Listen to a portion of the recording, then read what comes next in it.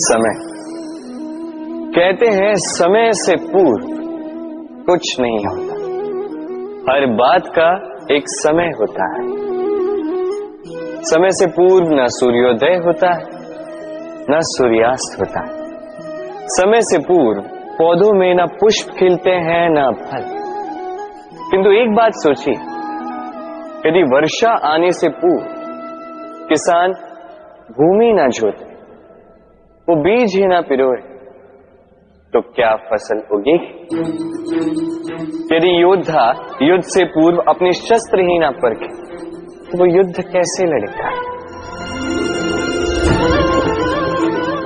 इसका अर्थ ये, समय आपका जब आना है तब अवश्य आएगा, किंतु तब तक ये महत्वपूर्ण है कि आप स्वयं को उसके लिए सज्ज रखें, क्योंकि ये अवसर, ये शब्द बोलने में जितना छोटा है, ये आता भी उतने छोटे समय के लिए है और फिर निकल जाता है। अब यदि अवसर आपके हाथ आ जाए और यदि आप उसके लिए सज्ज ही ना हो, तो आपको सफलता कैसे मिलेगी? तो आप उचित समय की प्रतीक्षा कीजिए, उस अवसर की प्रतीक्षा कीजिए, किंतु तब तक निरंतर प्रयासों से स्वयं को और सक्षम बनाते रहिए, क्योंकि सफलता आपकी प्रतीक्षा कर रही है। बस उसके लिए सज्ज रहिए। राधे राधे। वाणी मनुष्य को मिली सबसे अद्भुत भेंट। ये वाणी है जो मनुष्य को संसार में सारे अन्य जीवों से भिन्न बनाती है, संसार में सबसे ऊपर ले जाती है। इसी वाणी के कारण हम एक दूसरे से संवाद साध सकते हैं। मैं अपनी मन की भावनाएं किसी से व्यक्त कर सकता हूं, कोई और उसके मन की भावनाएं मुझसे व्यक्त कर सकता है। ये वाणी ही हमारी सबसे बड़ी ढाल भी है। अब देखिए ना, आपने देखा होगा किसी की वाणी मीठी होती है तो लोग उससे प्रेम करते हैं, उसे अपना मित्र बनाते हैं। वहीं किसी की वाणी यदि कड़वी होगी तो लोग उससे घृणा करते हैं, उसे अपना शत्रु मान लेते हैं। ये वाणी ही है जो भाषा बनकर हमारा इतिहास लिखती है। किंतु क्या हम सच में वाणी के विषय में इतना सोचते हैं जितना हमें सोचना चाहिए? सोचिए, मनुष्य को बोलना सीखने में कितना समय लगता है? कुछ बालक 1.5 वर्ष की आयु में सीख जाते हैं, कुछ 2 वर्ष, कुछ 3। अब मनुष्य 1.5 वर्ष की आयु में बोलना सीख तो जाता है, पर क्या बोलना है ये जीवन भर सीख नहीं पाता। इस पे ध्यान केंद्रित कीजिए, समझने का प्रयास कीजिए कि बोलना क्या है। अपनी वाणी शुभ रखिए, अपनी वाणी मीठी रखिए, और इसी मिठास के साथ मेरे साथ आकर कहिए, राधे राधे। हम में से कई लोग अक्सर स्वयं को अकर्मण्य मान लेते हैं, सोचते हैं अब तक इतने प्रयास किए, कुछ नहीं मिला, कदाचित आगे भी कुछ नहीं मिलेगा, और इसीलिए अपने जीवन का सारा बोझ किसी और के कंधे पर डाल देते हैं, स्वयं पर विश्वास ही खो देते हैं। क्यों नहीं समझ पाते ये बात कि जब तक पांव में कांटा नहीं चुभेगा, व्यक्ति को ज्ञात कैसे होगा कि आगे नीचे देखकर चलना होगा। सूर्य को स्वयं जलना पड़ता है ताकि दूसरों को प्रकाश दे सके। रात्रि के अंधकार से लड़ने के लिए चंद्रमा को आकाश में अकेले चलना पड़ता है। नदी अपनी यात्रा कैसे बनाती है, अपना मार्ग कैसे बनाती है? इन चट्टानों से लड़कर बनाती है। यदि आप स्वयं आपकी सहायता करने में सक्षम नहीं रहे, तो निश्चित रूप से आपका यह जीवन व्यर्थ ही है। स्मरण रखिएगा, इस संसार में अपने जीवन का भार अपने ही कंधों पर उठाना पड़ता है। दूसरों के कंधों पर केवल शव यात्रा चलती है,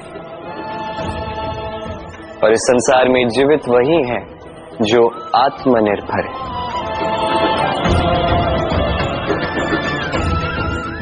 राधे राधे।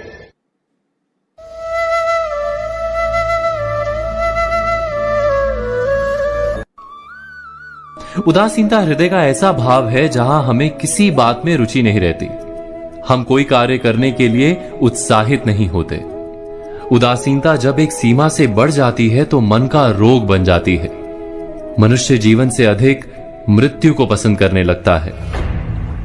हम सब जीवन में कभी ना कभी उदासीनता का अनुभव अवश्य करते हैं। मन निराशा से भर जाता है और हम कार्य का त्याग कर बैठते हैं। अधिकतर हमारी उदासीनता कुछ समय के लिए ही होती है, इसलिए उससे होने वाली हानि को हम पहचान नहीं पाते। किंतु उदासीनता धीरे धीरे आदत का रूप धारण कर लेती है और हम बार बार उदासीनता के कारण हाथ में लिए कार्य अधूरे छोड़ देते हैं। क्या हमारे सबके साथ ऐसा नहीं होता? तो वास्तव में उदासीनता क्या है? इसका जन्म कहां से होता है? इससे छूटने का उपाय क्या है? उदासीनता वास्तव में मन की ऐसी स्थिति का नाम है जब हमें अपनी तकलीफों, अपनी कठिनाइयों का कारण बाहर दिखाई देता है। हम कहते हैं कि समाज बुरा है, नौकर या स्वामी गलत है, पति या पत्नी का बर्ताव अनुचित है, जीवन की परिस्थितियां प्रतिकूल है, वक्त हमारा साथ नहीं दे रहा, वगैरह वगैरह। और जब दुख का कारण बाहर होता है तो उसको बदलने का हमारे पास कोई मार्ग नहीं होता। क्या ये सत्य नहीं? हम समय को किस प्रकार बदल सकते हैं? परिस्थितियों में कैसे परिवर्तन ला सकते हैं हम? अर्थात हम स्वयं को निस्सहाय मानने लगते हैं और वहीं से उदासीनता का जन्म होता है। क्या ये सत्य नहीं? प्रश्न ये है कि क्या हमारी सारी विपदाओं का कारण बाहर है या स्वयं हमारे भीतर है? हमारे बुरे हालात क्या दूसरों के कारण है? क्या हमारा परिवार हमारा शत्रु है?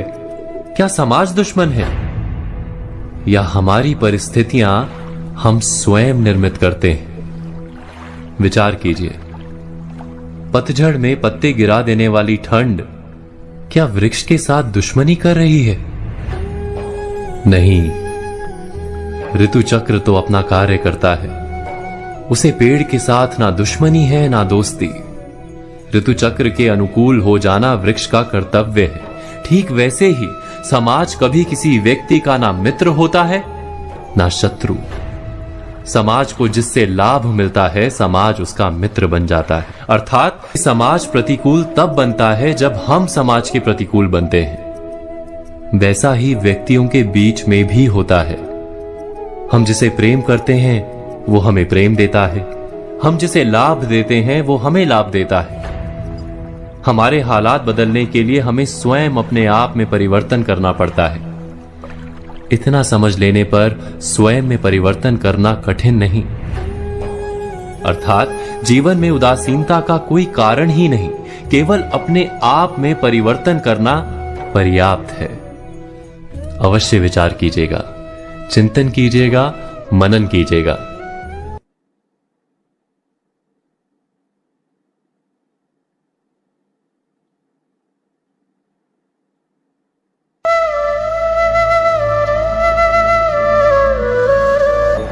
अक्सर आपने आपके माता पिता, आपके हितैषी, आपके शुभ चिंतकों के मुंह से यह सुना होगा, इसे कुदृष्टि लग गई है, इसकी कुदृष्टि उतारो, ये मत करो नहीं तो कुदृष्टि लग जाएगी, ऐसा श्रृंगार ना करो, वो मत पहनो नहीं तो कुदृष्टि लग जाएगी।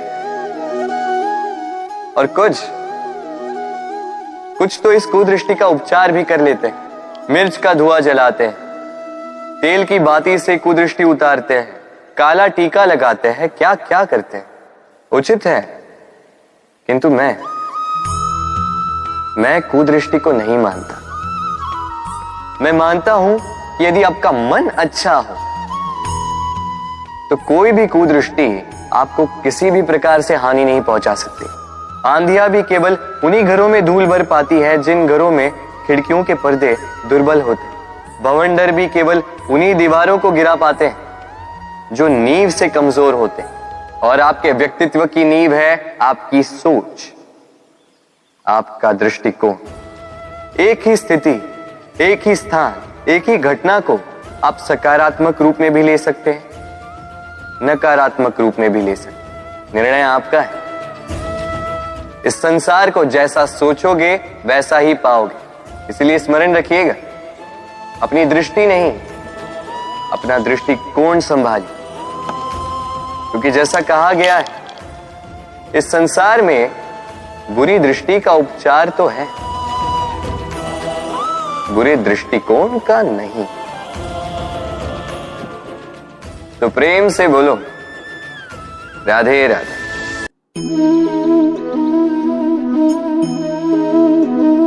मेरे आसपास ये वृक्ष, ये पौधे, ये पुष्प देख रहे हैं आप, है ना सुंदर? क्योंकि आपने इन्हें देखा है। इसी प्रकार जब प्रेम की बात आती है, लोग किसी का मुख स्मरण कर लेते हैं। ऐसी आंखें, वैसी मुस्कान, तिरछी भ्रूकुटी, घने केश, पर क्या यही प्रेम का अस्तित्व है? नहीं, ये उस शरीर का अस्तित्व है जिसे हमारी आंखों ने देखा और हमने स्वीकार कर लिया। परंतु प्रेम भिन्न है। प्रेम उस वायु की भांति है जो हमें दिखाई नहीं देता, किंतु वही हमें जीवन देता है। संसार किसी स्त्री को कुरूप कह सकता है, क्योंकि वो उसे अपनी तन की आंखों से देखता है, परंतु संतान उसी माता को संसार में सबसे सुंदर समझता है,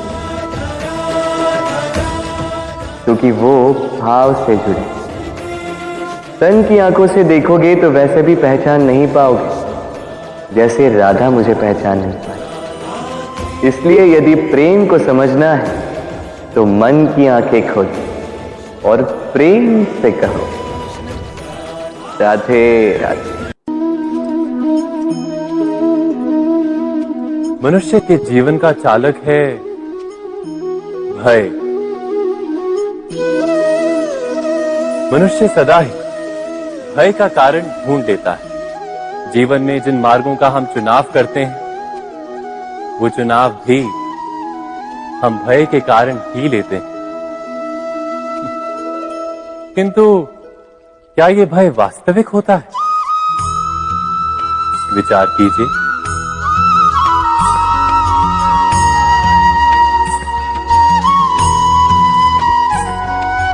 भय का अर्थ है आने वाले समय में विपत्ति की कल्पना। किंतु समय का स्वामी कौन?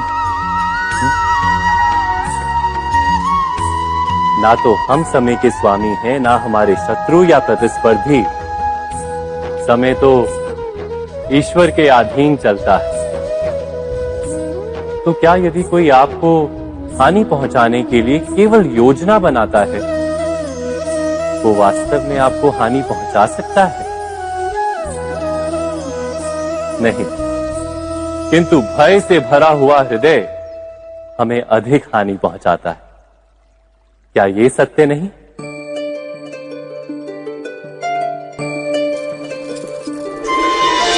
विपत्ति के समय भयभीत हृदय अयोग्य निर्णय करता है और विपत्ति को अधिक पीड़ादायक बनाता है। किंतु विश्वास से भरा हृदय विपत्ति के समय को भी सरलता से पार कर जाता है। अर्थात जिस कारण से मनुष्य हृदय में भय को स्थान देता है, भय ठीक उससे विपरीत कार्य करता है। क्या ये सत्य नहीं? स्वयं विचार कीजिए।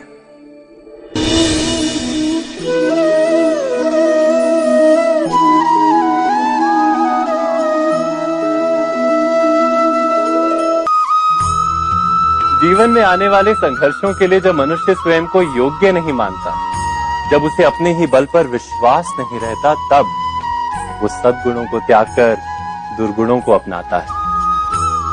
वस्तुतः मनुष्य के जीवन में दुर्जनता जन्म ही तब लेती है जब उसके अंतर में आत्मविश्वास नहीं होता। आत्मविश्वास ही अच्छाई को धारण करता है। ये आत्मविश्वास है क्या?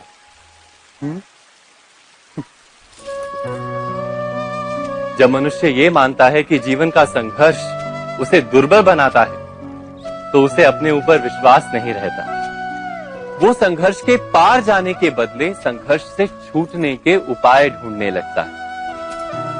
किंतु जब वो ये समझता है कि ये संघर्ष उसे अधिक शक्तिशाली बनाते हैं, ठीक जैसे व्यायाम करने से देह की शक्ति बढ़ती, तो प्रत्येक संघर्ष के साथ उसका उत्साह बढ़ता है। अर्थात आत्मविश्वास और कुछ भी नहीं, मन की स्थिति, जीवन को देखने का दृष्टिकोण मात्र है। और जीवन का दृष्टिकोण तो मनुष्य के अपने वश में होता है। स्वयं विचार कीजिए